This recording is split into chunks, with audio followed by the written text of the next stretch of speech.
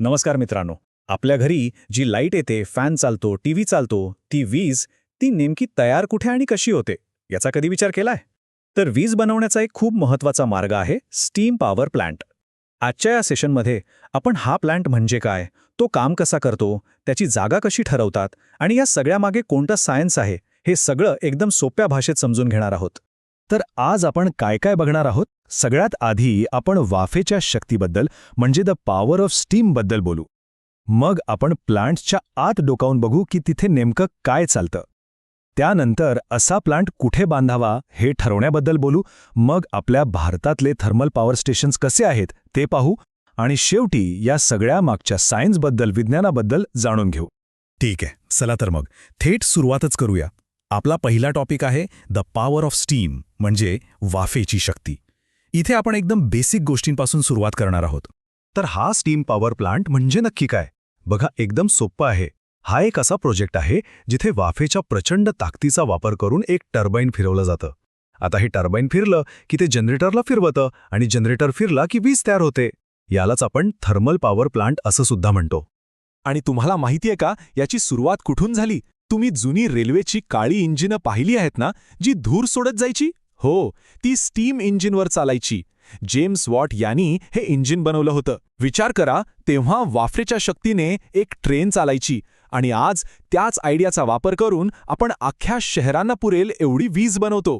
या पूर्ण प्लांटमध्ये खरं तर ऊर्जेचं रूपांतर होतं. म्हणजे एनर्जी एका रूपातून दुसऱ्या रूपात बदलते. कसं? तर 3 स्टेप्समध्ये. पहिली स्टेप, कोळसा जाळून उष्णता ऊर्जा म्हणजे हीट एनर्जी तयार केली जाते.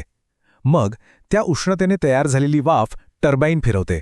म्हणजे हीट एनर्जीचं रूपांतर मेकॅनिकल एनर्जीमध्ये, यांत्रिक ऊर्जेमध्ये होतं. आणि शेवटी ते फिरणारं टर्बाईन जनरेटरला चालवतं आणि आपल्याला मिळते इलेक्ट्रिकल एनर्जी म्हणजे आपली वीज. चला, आता आपण बेसिक समजून घेतलं. आता जरा प्लांटच्या आत जाऊया आणि बघूया की आतमध्ये नक्की काय काय घडतं. ही सगळी प्रक्रिया 4 सोप्या पायऱ्यांमध्ये होते. पायरी नंबर 1, फ्यूल कंबशन म्हणजे इंधन जाळणे. फर्नेस म्हणजे एका मोठ्या भट्टीमध्ये कोळसा, गॅस किंवा तेल जाळलं जातं. पायरी नंबर 2, स्टीम जनरेशन. या प्रचंड उष्णतेचा वापर करून बॉयलरमध्ये पाण्याचं रूपांतर हाय प्रेशर वाफेत केलं जातं. पायरी नंबर 3, टर्बाईन रोटेशन. ही शक्तिशाली वाफ पाईपमधून टर्बाईनकडे पाठवली जाते आणि त्यामुळे टर्बाईनची पाती प्रचंड वेगाने फिरायला लागतात. आणि शेवटची 4थी पायरी, इलेक्ट्रिसिटी प्रोडक्शन. हे फिरणारं टर्बाईन जनरेटरला फिरवतं आणि वीज तयार होते. झालं. आता इथे 2 प्रकारचे सिस्टीम असतात. एक आहे नॉन कंडेन्सिंग प्लांट. यात काय होतं की टर्बाईन फिरवून झाल्यावर जी वाफ उरते ती थेट वातावरणात सोडून दिली जाते. आणि दुसरा प्रकार आहे कंडेन्सिंग प्लांट. यामध्ये टर्बाईनमधून आलेली वाफ एका कंडेन्सरमध्ये थंड केली जाते आणि तिचं परत पाणी बनवलं जातं. हे पाणी पुन्हा वापरता येतं. त्यामुळे पाणी वाया जात नाही आणि प्लांटची एफिशियन्सी वाढते. म्हणूनच आजकालचे सगळे नवीन थर्मल पॉवर प्लांट हे कंडेन्सिंग प्रकारचेच असतात. ठीक आहे, प्लांट कसा काम करतो हे तर कळलं. पण एवढा मोठा प्लांट कुठेही उभा करता येतो का? अजिबात नाही. त्यासाठी जागा निवडणं हे खूप मोठं आणि महत्त्वाचं काम आहे. चला बघूया की जागा निवडताना कोणत्या गोष्टींचा विचार करावा लागतो.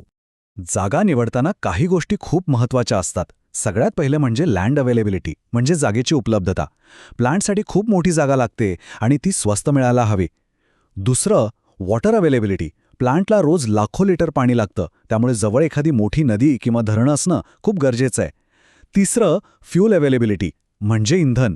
कोळसा किंवा जे काही इंधन वापरणार आहोत ते प्लांटपर्यंत आणण्याचा खर्च कमीत कमी असायला हवा.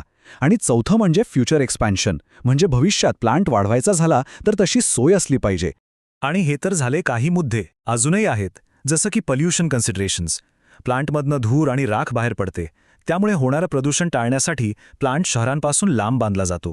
मग आहे इनिशियल कॉस्ट म्हणजे प्लांट उभा करण्याचा सुरुवातीचा खर्च.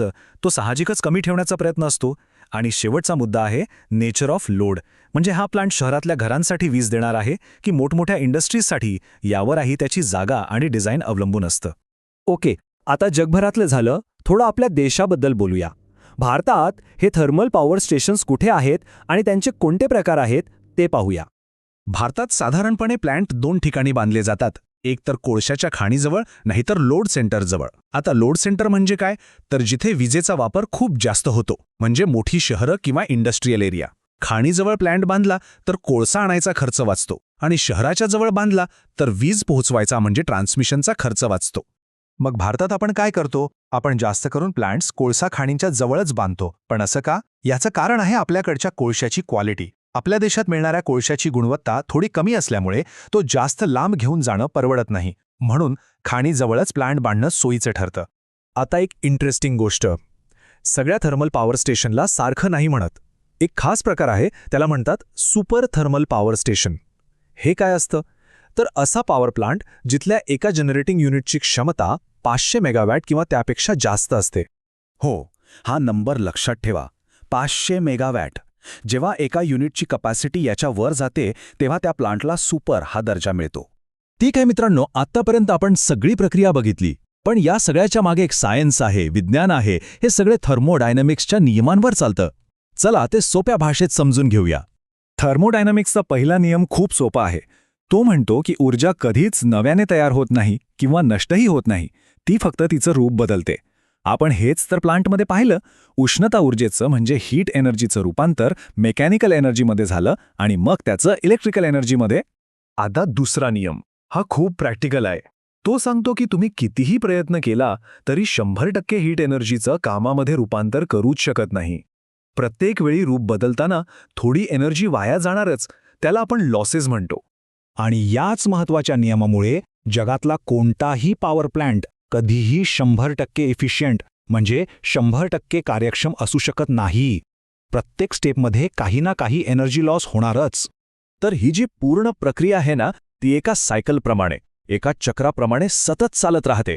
या आदर्श सायकलला एक नाव आहे, रँकाइन सायकल. यात 4 मुख्य भाग आहेत. 1. बॉयलर, जिथे पाण्यापासून वाफ बनते. 2. टर्बाईन, जिथे वाफेमुळे टर्बाईन फिरतं. 3. कंडेन्सर, जिथे वाफेचं पुन्हा पाणी होतं. आणि 4. पंप, जो हे पाणी पुन्हा बॉयलरकडे पाठवतो. आणि हे चक्र असंच सुरू राहतं. तर मग आज आपण काय काय शिकलो, एकदा पटकन बघूया. आपण पाहिलं की स्टीम पॉवर प्लांट म्हणजे काय, त्याची जागा निवडताना कोणत्या गोष्टी महत्त्वाच्या आहेत, भारतातले थर्मल पॉवर प्लांट कोणते आहेत, थर्मोडायनॅमिक्सचे 2 महत्त्वाचे नियम कोणते आणि रँकाइन सायकलच्या 4 स्टेप्स कोणत्या आहेत.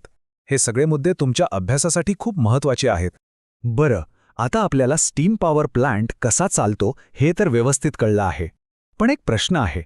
आपण इंधन म्हणून कोळसा वापरतो, तो एक दिवस संपणार आहे आणि त्यामुळे प्रदूषण तर होतच.